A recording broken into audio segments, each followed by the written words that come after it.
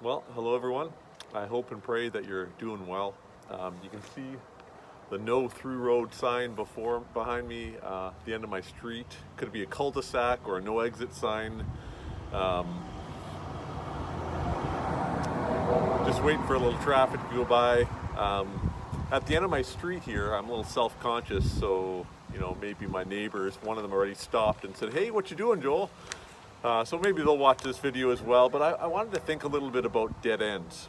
And I wonder if you ever thought that something in your own life was a bit of a dead end. A relationship or a job. You've come to the end of a life or even an opportunity. And the Bible is full of all these stories where God seems to make something from nothing. Remember how God gives Abraham and Sarah a son in their old age. What looked like a dead end became a new beginning. And then God also makes something from nothing through the whole people of Israel, right? In Romans 4, we see that God gives life to the dead and calls things that are not as though they are. And then so God chooses to make something out of Israel, but why? Why Israel? Israel's almost kind of nothing.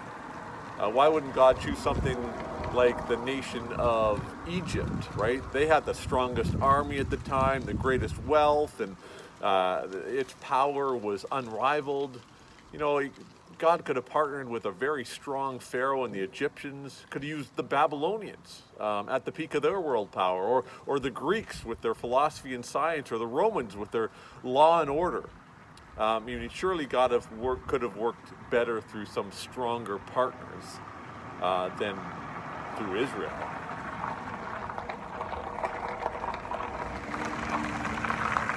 Right? Because Israel, they weren't even much of a people, right? They're more like a crew of slaves. In reflecting on this, John Timmer insists that this choice of Israel had its advantages, right?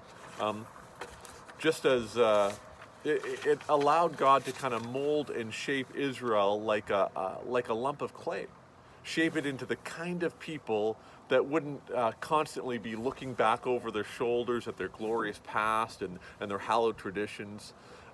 It's as if God first creates whom he chooses. That way that chosen people won't boast and think that God chose them because of what they had to offer. And so to bless the world, God chose as his partner a people of little strength and no repute. God makes something out of nothing. And we could trace this right through God making something from nothing through Jesus Christ of Nazareth. Now, I don't know what might feel like a dead end to you today, what might feel like a no-through road, a cul-de-sac. But hear this, ours is a God who keeps making something from nothing, who gives life to the dead and calls things that are not as though they were. And 1 Peter 2 summarizes it this way: "But you are a chosen people, a royal priesthood, a holy nation, a people belonging to God, that you may declare the praises of him who called you out of darkness into his wonderful light.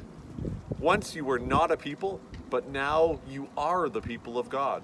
Once you had not received mercy, but now you have received mercy." The peace of Christ be with you all. And that was Liam who just waved at me.